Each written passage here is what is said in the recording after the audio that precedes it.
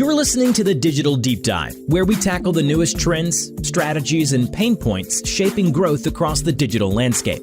From Amazon and D2C to international expansion, join our host and e-commerce leaders across multiple industries for in-depth discussions on how to maximize your brands in the digital arena. Now, here's your host, Aaron Conant.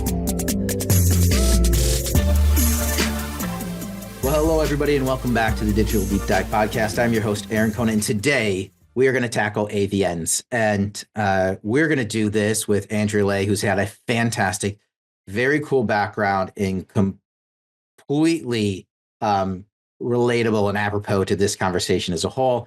Andrea, I'll kick it over to you. If you want to do like a brief intro on yourself and what you're doing now, and then let's jump into the background. And then I'm just going to start like peppering you with questions around AVNs because right now it's one of the hottest topics that's out there. There's things around profitability and AVNs that have an impact on that and Amazon and everything else. And can we horse trade with media dollars, all that fun stuff. But we can get all to that in a few minutes here, but I'd love to hear like what you're up to now.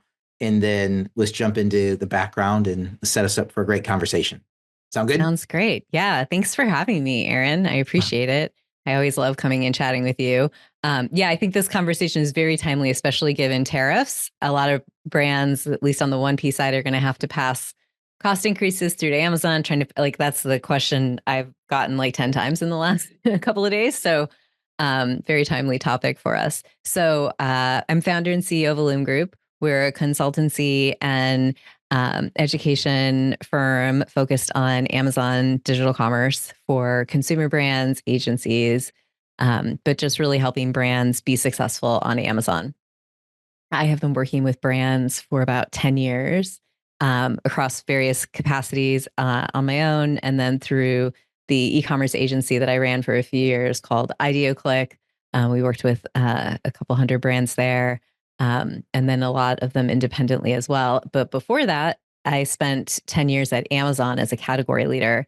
And some of my first jobs there were launching what's called the competitive monitoring tool, or the price matching tool that Amazon still uses today. And I stayed as a subject matter expert and taught and trained others on that system for a number of years. And then I also went through 3 levels of ScottWorks negotiations training at Amazon for vendor managers. At the end of that training, we had decided as a company that we wanted to take it in-house and build our own negotiations training for our vendor management team. And I participated in building and teaching that program as well. I also interviewed, hired, trained, and unfortunately fired hundreds of vendor managers in my time at Amazon. So I've got a very intimate kind of look at it from Amazon side for kind of that earlier 10 years of my career, and then now 10 years on the outside working with brands on their Amazon strategy. So through that have developed kind of a pretty foolproof 4-step framework for brands. We teach this on site, do workshops, and just do advising, helping brands prepare for mutually successful negotiations, among other digital commerce topics, retail media, supply chain, hybrid selling, et cetera. So when you say a workshop, are you going in at like an executive level? Because what I found just with a lot of brands, and even my previous experience, on the brand side was, the executive level had no idea how Amazon worked. They were thinking traditional negotiations. And it was, me firsthand coming back saying, this is like nothing we've ever done before. And I was at a pretty large pharma company. They brought in professional trainers around how to think about, the negotiation process as a whole. But man, when I went in there, it was something completely different than we'd seen with any other retailer. And so when you say like you do a workshop, so you show up, is it online? Is it like, I just think there's going to be a lot of people that want forms. that. Yeah, we have all forms. So we can do webinars, we can come on site.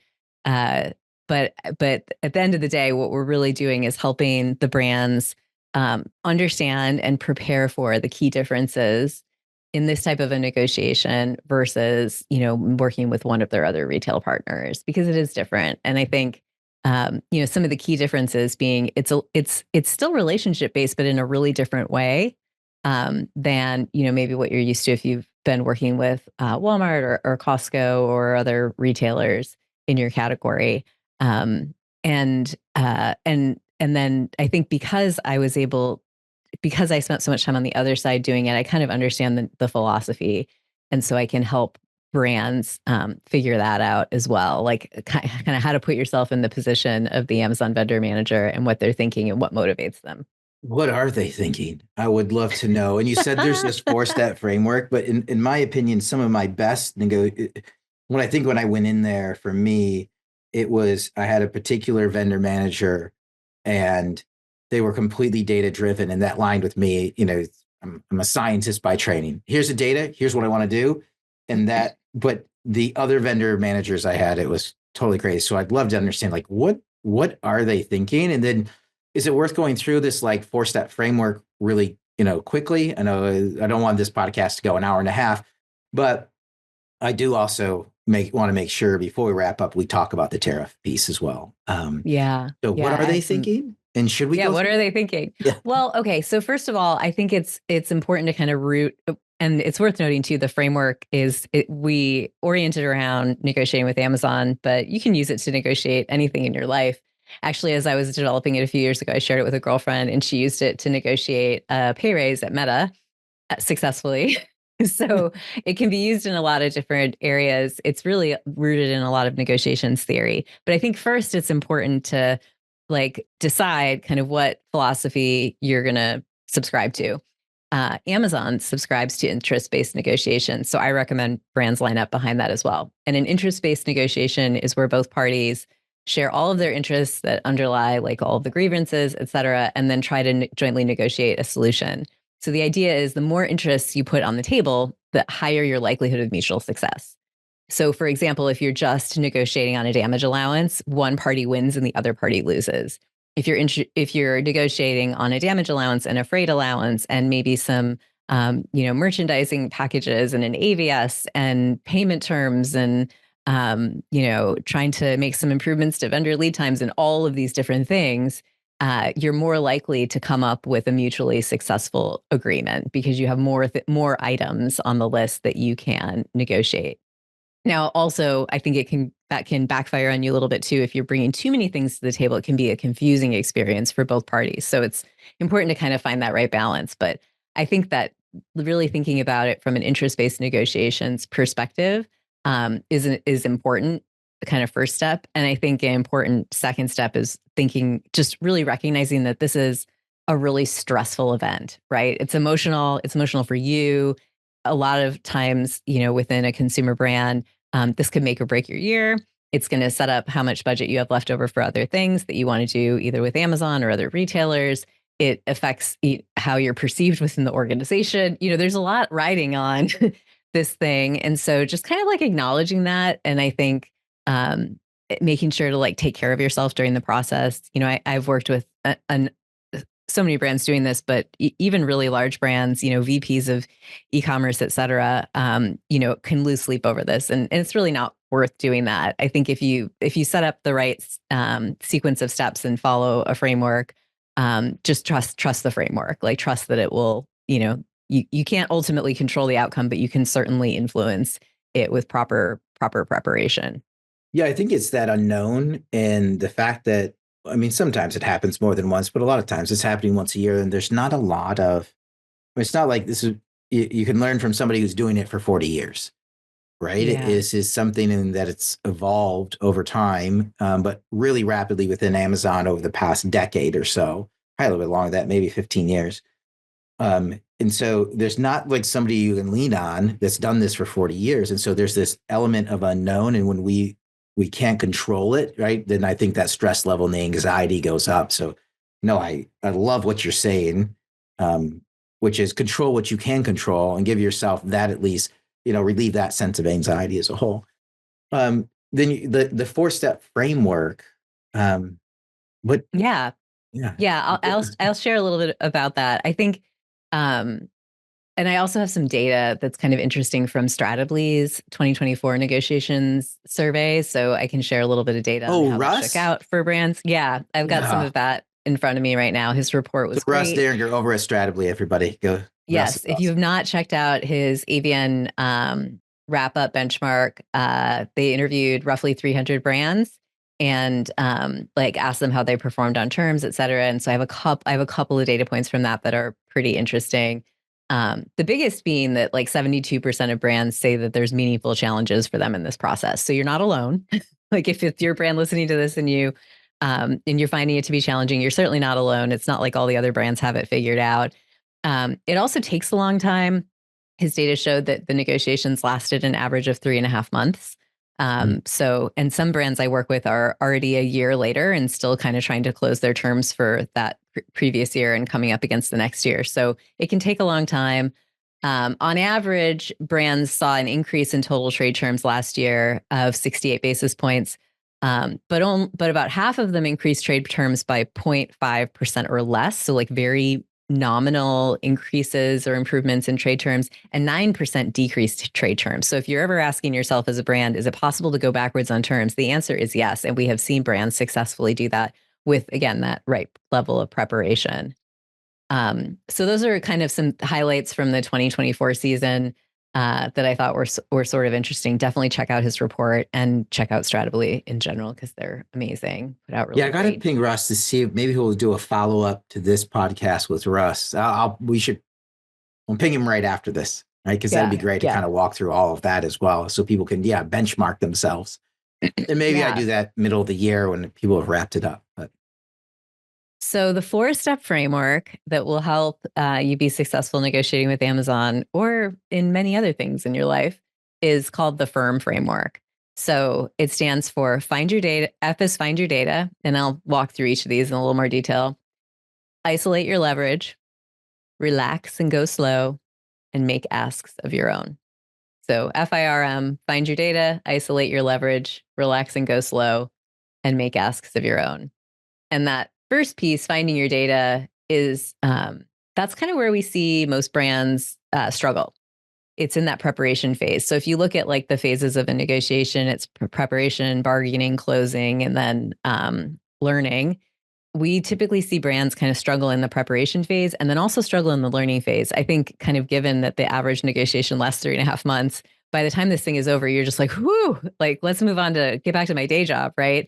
But it's so important to take a beat, get the team back together, write down some learnings, recap, like figure out what you want to change for next year, do a what worked, what didn't work exercise, and capture those learnings somewhere, because first, there is more really likely to be someone new on the desk on Amazon side next year. So you're going to want to have an artifact. And then, you might have some different people on your team going through the process next year. So having some notes is going to be really important. But finding your data is about treating the negotiation like a project. It's something that we prepare for. We assemble a project team. We do an internal kickoff meeting. We think about what our goals are. What do we want to accomplish this year? What if we don't get what we want? What's our best alternative? Thinking about, setting a timeline internally. So when, the hardest, I think, tough spots that brands end up in are where you're down to the wire on the negotiation and suddenly you need something from your finance partner and your finance partner isn't teed up to do that for you, right? Like they're not aware this is going on, or they didn't realize they were gonna, there's gonna be a data ask for them. So just getting that team kind of prepared in the beginning, I think is so important. And then collecting all of your data and thinking about, what are we like? I was so surprised during my time at Amazon how many times I get on the phone to negotiate with a vendor and they didn't even know what their current terms were with Amazon. So you want to have you at least need to know your starting place. You can use a tracker. I have like a free one on our website, but just put it in Excel, like just what are all of your terms and what is Amazon asking for this year so you can see it all together. Oftentimes Amazon will come with a ask over email and maybe they'll include 3 of your terms, but you have 5. And so making sure you kind of understand the whole picture, I think, is so important. And then, in that preparation phase, just remaining like the preparation will calm you. It will have a calming effect. Like getting everything together will make you feel prepared and ready to go. How many people aren't prepared? Were you ever like shocked on the Amazon side with this? It's such a big part of people's business or growth plans. I mean, I am just when I'm talking to people, they have a lot of people have questions around AVNs, and I'm always shocked at how much people don't know, which is totally befuddles me. It might even Yeah. be profit margins, number of ASINs, right? Like they might have multiple vendor codes. They might actually across multiple vendor codes have multiple, even though it's all shipping out of the same facility now, different terms. Like I how would say often do like you think? almost every brand was not prepared enough. Yeah, Yeah.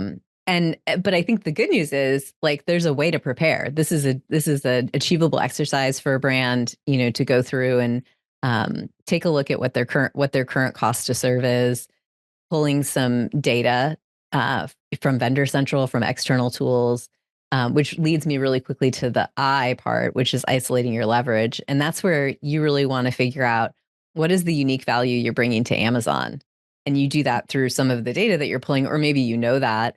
But every brand is adding some value to Amazon.com, or you wouldn't be still selling there. So, what is it? Figuring out what it is, I think is really important. And that's, is it your retail media advertising spend? Are you driving a lot of traffic to Amazon? Do you have a high, a high highly loyal shopper base that's engaged in subscribe and save or repeat purchase? Do you have a lot of reviews on your products? Are you driving sales growth? Are you driving profitability? I mean, there's so many different leverage points. Do you have a really reliable supply chain? Is it super speedy? You have a lot of great innovation that shoppers love. Like there are so many different areas that you might have leverage. And if you don't know, you can pull some competitive data. You can look at that. You can also ask.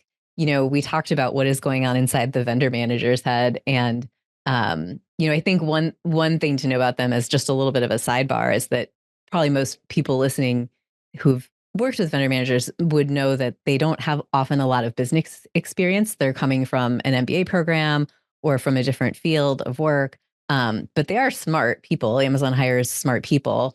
And so they're really figuring out how to scale. They might be managing hundreds, maybe even thousands of vendors, and they'd really like to be promoted. The Amazon hires really hungry people. So they're often working on some other special project in addition to, ownership over the category or subcategory. Ask them what their special project is. Ask them how you can help. Learn a little bit more about what it would take to kind of make that person look good, but also ask questions about your business as you're developing that relationship. And a couple of my favorite questions to ask the vendor manager are, what excites you about my business? And what are my peers doing better than me? And, Amazon's not going to give you like hard data about any of these things, but they'll give you some clues, or I like the other one I like is what does your leadership wish we would do differently? And that can give you some opportunity areas. But I think what excites you is like that's kind of the leverage you're bringing to the table. And even if they just give you a little bit of an information, you could pick up on a lot of clues to really understand where your leverage is in the negotiation. yeah. I mean, I found that from a vendor manager standpoint, those who believed in my business and it was an opportunity for growth were all in. They could pick up the phone when I called. I could text them. They'd actually, they go out for lunch or a dinner, which is kind of rare. And I do like what you said from the personalization standpoint is like, it is a relationship at the end of the day, right? I mean, it's a little bit different, but I end up being able to find time just by being nice. Like, hey, do you want to go grab a beer after? You want to Yeah, eat lunch? Let's just go grab some tacos or something, right? Like, usually not a huge absolutely. time commitment. But the biggest thing was, yeah, if I could get them excited about the business or an opportunity for growth, they were way more involved in every aspect of the business from, fixing, broken ASINs to whatever, right? And on cords getting pulled. Um, Yeah, that common ground, like you could also look at your leverage point as a common ground. It's something that's adding value to, it's important to you. It's also important to Amazon. It's adding value to the Amazon business. And, I think that was a great point you just made about the relationship building with the vendor management team and how that can look a little bit different. It might not be kind of that slower progression, getting to know about someone's family, sort of traditional relationship building that we're used to, but asking them about their projects, asking them what excites them about your business, finding that common ground, I think, is a great way to develop that relationship. Awesome. Okay, Awesome. so I've got a find your bunch of data. questions, and then I'm Yeah. holding him to the end before so we can get through the 4-step, or we'll Okay. never get through. Find your data, isolate your leverage. Third is relax and go slow. This one kind of speaks for itself, but we had a client a while back where they'd gotten an email from Amazon asking them to approve a freight allowance.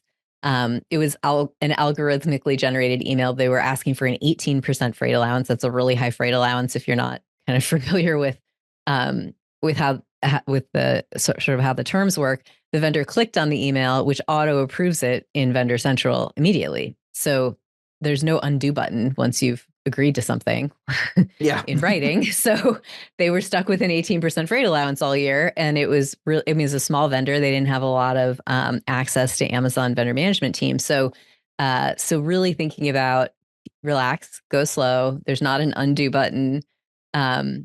Think about ways you can slow it down if it's going too fast. Even if you're negotiating not with a vendor manager and you're negotiating over email with, AI or a professional negotiator on Amazon's side, you might not always be negotiating with Amazon. So, are there ways you can slow it down? Can you ask for more data? Can you ask for a call? Can you ask for more time? Can you agree on what you already agree on and then come back with the rest? Can you give a date for a date? So what are some ways, thinking about ways you can slow it down if it feels like it's moving too fast and it's not going your way? So that's relax and go slow. I'm taking notes and I'm holding my questions to the end.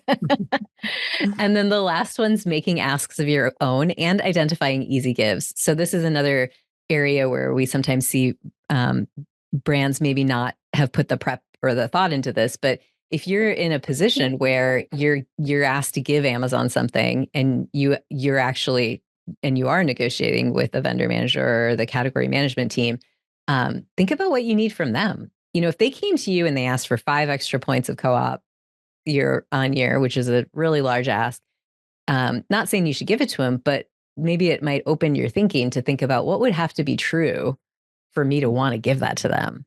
Like, what needs do I have? What needs do I have outside of my department? What right now is blocking your growth and profitability? Forget about the terms that are in front of you. Like, what broader issues, maybe as a part of a joint business plan, or if you don't have access to that process with Amazon, the negotiation is your joint business plan. So really thinking about what's blocking your growth and profitability. Do you need issue resolution? Do you need some chargeback relief? Do you need shortage settlements? Is there additional data or reporting you need? Do you need introductions to the fresh team? Like, what is it you need from Amazon? Because this is your time to ask. And so with that, thinking about what you want and then identifying things that would be easy to give to Amazon. So what are things that are pretty lightweight for you, but they would love, right?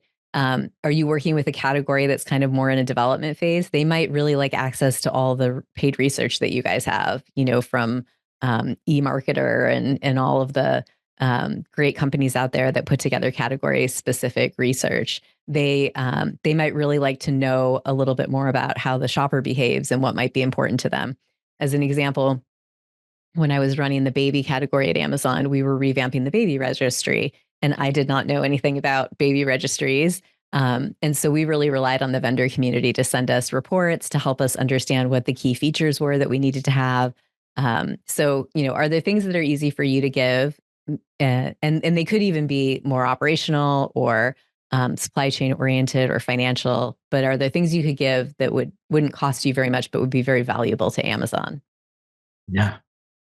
That's interesting. Yeah. Those two things I think are key, and there might, outside of the not pulling all the data in the beginning, are probably some of the most common things that I think don't happen, which is that real deep, long look at what am I willing to give up and like you said, what needs to be true. If I'm willing to do this, if they come back and it's almost like scenario playing out, they come back and ask for a percentage point. What needs to be true for me to give that? Okay, let's look at 2%. Let's look at 3. If they go crazy at 5, what would have to be true? And maybe they can make it true, but then align your ask accordingly with those. No, that's awesome. Awesome. So that's firm. That's the firm framework. Now everyone's all ready. Yeah. Um, so I jotted down some questions that come up, and then from a lot of brands is you'd mentioned like on the paid media side, a lot of people are they try to make the argument that, hey, I'm not going to give you percentage points here because I'm going to spend paid media over here.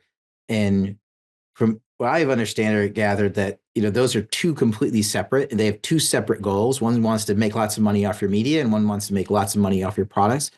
And so a lot of times those are broken in those, they're not necessarily, you're not necessarily able to use it as a negotiation tool that I'm going to go spend $1 million in paid media over here rather than giving you $1 million in additional points.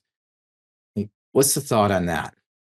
I mean, Amazon would certainly like you to think that they're very disconnected, right? It would be in theory, in their best interest to make you feel they're very disconnected so that you can't just move beans from one area to another.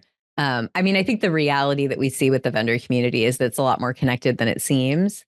And so one recommendation I have, particularly for any large brands listening, is make sure that the timeline, if you're negotiating like an advertising joint business plan and you're making an advertising commitment for the year with Amazon, and even especially if you're signing something, don't let the timeline for that negotiation get out of sync with the commercial terms negotiation. Like you want those on the same timeline because you want to be able to say, we're not really ready to sign the advertising JBP yet because we're still working on the commercial terms. So like so that Amazon gets the message that we're working with I mean, they're different budgets, but it's one company. We're working with like a totality of dollars here, and we have to figure out how we're going to spend it.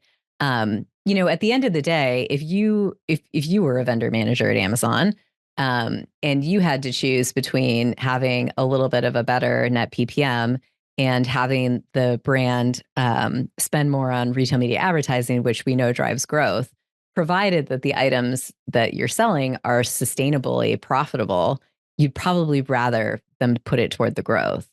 I mean, if you think about it. So I think there are lots of times where that doesn't work out if the items are structurally unprofitable. Amazon certainly doesn't want you pushing and promoting items where they lose money. But if you're in a pretty decent position from a net PPM perspective, all things equal, as a company, Amazon would probably rather you put the money toward a demand driving activity.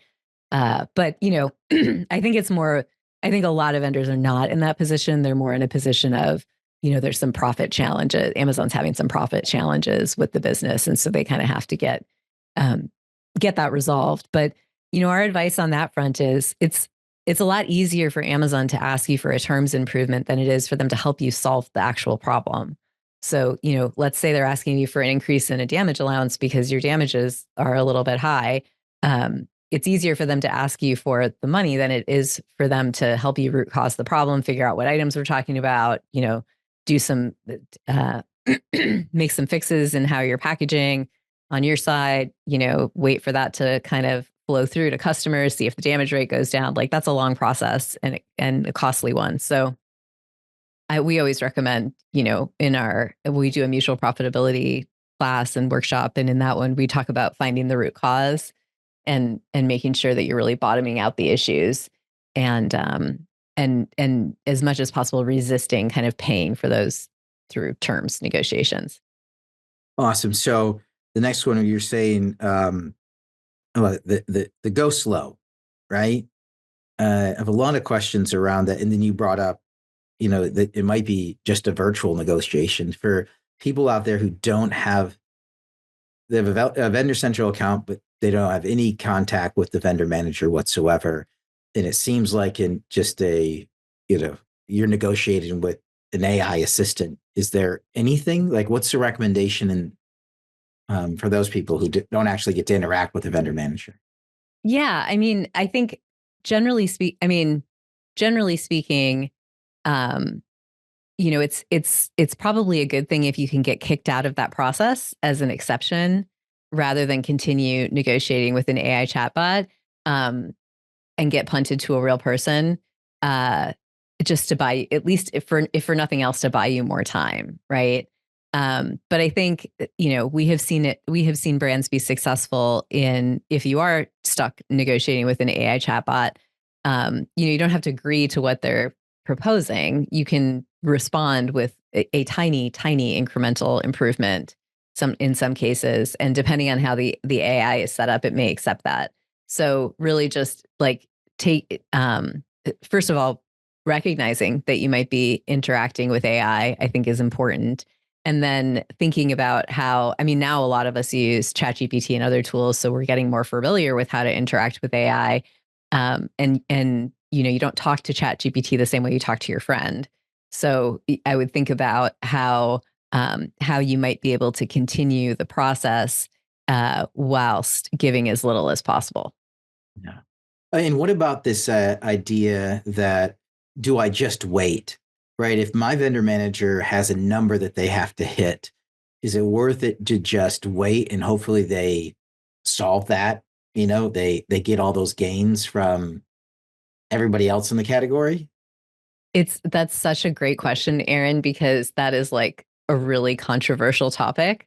And I have seen brands who take the stance of, we're going to go to Amazon with our terms ask this year. Like they feel very strongly that they initiate the process, the brand initiates the process, and that is why they are successful every year. And then I have other brands I've worked with who take the opposite position, where they say, we're going to wait as long as possible because maybe the vendor manager will close or the category will close what they need to close. And I have seen both be successful and both be unsuccessful. So I have not observed any trends, but I think, whatever makes you feel prepared for the negotiation and calm through the process. I mean, those are the two things, right? Like you have to remain calm and you need to make sure that you're prepared. And so if one of those helps you do that more than the other, if it gives you a better sense of control to approach Amazon and get it done early versus waiting and being at the subject to their timeline, and maybe they're going to come to me at the last minute and we don't know, whatever gives you a better sense of control, I think, and keeps you calmer, is going to likely result in a more successful negotiation for you. Awesome. And now the question around tariffs. We have to get to this one before. Yes. And nobody knows what's going on right now, right? That's the reality is everybody's holding their breath. I've had budgets held back. I've seen a massive increase in bringing, product into the US ahead of tariffs. People are scrambling to figure it out. People who can't do that are assuming they're going to have to go in with a price increase. Would love to hear your thoughts here. Would love to hear your thoughts. Yeah. Is there anything that people can do? I think this is a really tricky one, because what I remember from Amazon's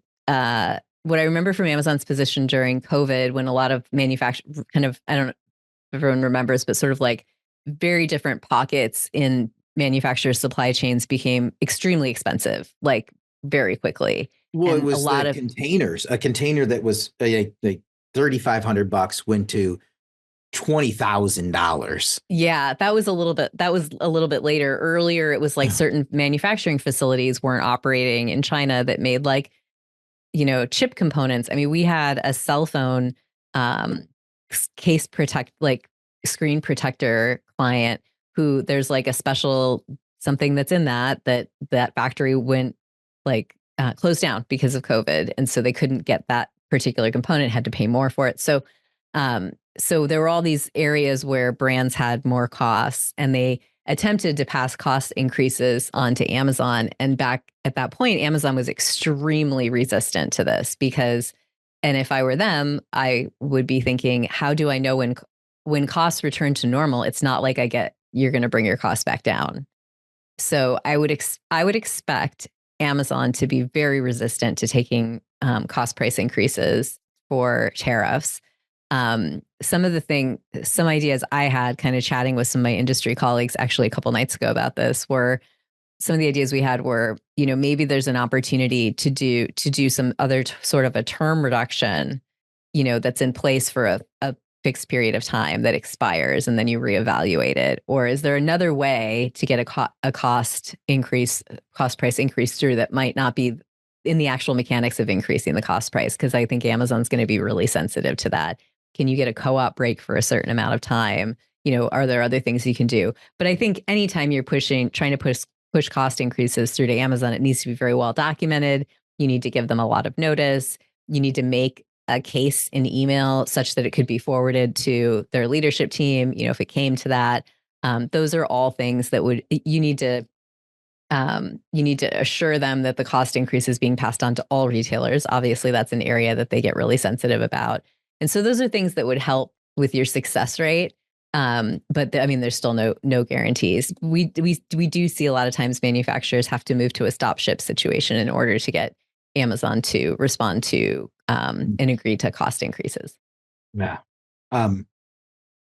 So I've been picking your brain, and I always like to throw it back. Like, any questions that you have for me, I always like to give that opportunity as well as we get to the end of an episode. Well, what do you think is going to happen with the tariffs?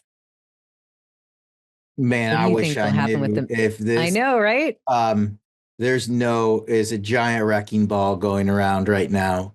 The tough part is there's a lot of it that I think people generally agree with, that there is something that needs to be done, but the fact that it doesn't seem to be strategic at all has a lot of people just scratching their heads. Yeah. And so I don't know. I know I'm feeling a lot of those questions right now. And what I'm really good at is helping people with digital strategy, with service provider selection, like, hey, what are the newest trends, the pain points, what's making brands win or lose? What I'm not great is tariffs. Predicting the future. I don't think any of us are, Aaron. Yeah. No one can predict the future. And so for me, it's causing a lot of angst and a lot of turmoil, and that stinks for brands because, the digital, anybody that was in e-commerce that took that leap, 10 years ago, they're looking for a little excitement. They're looking for a challenge. They like to live a little bit in the unknown, but the unknown for things that they can help, they can try to solve for, right? Whether it's paid media or content optimization or conversion rate optimization, it's an unknown, but you can go solve it. And in those things you can't solve for. And it was, similar to what you're saying, like with COVID, where you randomly have things shutting down or cost of transportation going up 7-fold. There's no solve for that. And we have to work your way through it. Yeah. So, brands right now, the number one thing is profitability. I also see there's a big headcount reduction towards the end of last year. So people are doing more than they've ever done before.